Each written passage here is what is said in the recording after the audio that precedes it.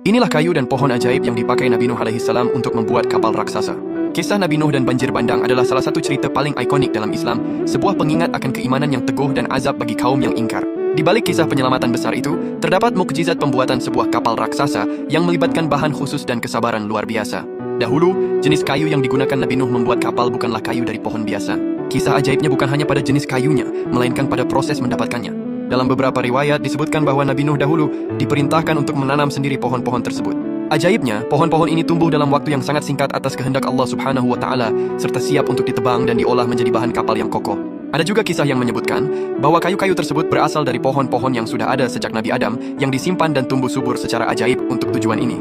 Meskipun Al-Quran tidak merinci jenis kayu yang digunakan, sumber-sumber Islam dan tafsir menyebutkan bahwa kapal itu dibuat dari kayu gofir. Para ulama menafsirkan kayu ini mungkin merujuk pada jenis pohon tertentu seperti pinus, cedar, atau cemara yang dikenal kuat dan tahan air. Sedangkan menurut lembaga penelitian modern bernama Noah's Ark Ministries International, jenis kayu kapal Nabi Nuh itu mirip seperti kayu jati di Indonesia. Dalam penelitiannya mereka mengklaim telah menemukan sisa-sisa kapal di Gunung Judi di Turki.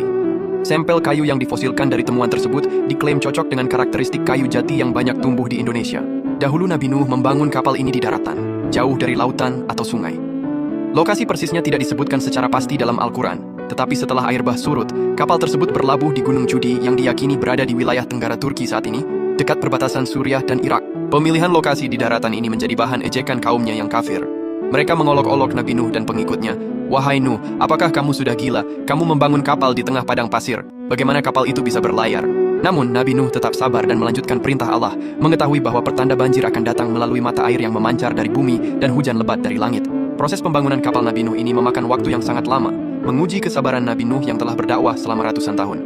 Menurut berbagai tafsir, waktu yang dibutuhkan untuk membangun kapal ini berkisar antara 40 hingga 80 tahun. Ada juga riwayat yang menyebutkan hingga 400 tahun, termasuk waktu menanam pohonnya. Durasi yang panjang ini menunjukkan betapa besar dan detailnya proyek tersebut.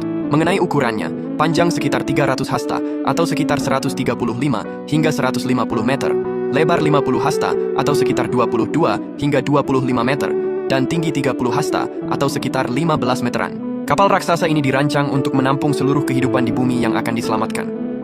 Kapasitasnya sangat besar, terdiri dari beberapa tingkat. Satu tingkat untuk manusia dan pengikut Nabi Nuh yang beriman, satu tingkat untuk hewan sepasang dari setiap jenis, dan satu tingkat untuk perbekalan. Ketika air bah datang, hanya mereka yang berada di dalam kapal yang selamat. Ini adalah mukjizat terbesar, di mana sebuah kapal kayu sederhana mampu bertahan dari bencana alam dahsyat yang menenggelamkan seluruh daratan. Kisah kapal Nabi Nuh mengajarkan kita tentang ketaatan mutlak kepada perintah Tuhan, kesabaran dalam menghadapi cobaan dan ejekan, serta keyakinan bahwa janji Allah itu pasti benar. Allahumma sholli ala Sayyidina Muhammad.